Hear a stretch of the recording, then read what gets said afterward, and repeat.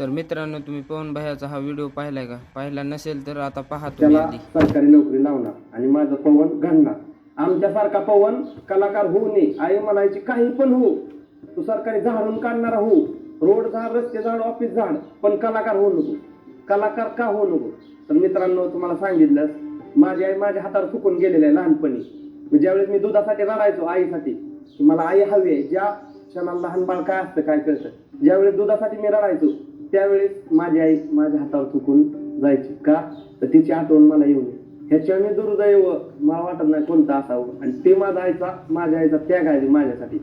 त्यामुळं मी लहानपणापासून बाटलीनं दूध पिलेलं आहे आणि त्या दुधामुळे माझं हाड वाढून मला पूर्ण सवय झालेली आहे की तोंडानं श्वास घ्यायची. त्यामुळे मी तोंडानं श्वास घेतो आणि तोंडानं श्वास घेत असल्यामुळे तोंड आपण उघडं ठेवतो, पण उघडं ठेवून कंटिन्युअसली आपण नुसतं उघडं ठेवू शकत नाही, म्हणून मी स्माइल करतो.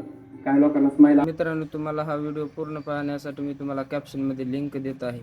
वर टॅप करून पहा आणि आपल्या व्हिडिओला लाईक आणि सबस्क्राईब करा.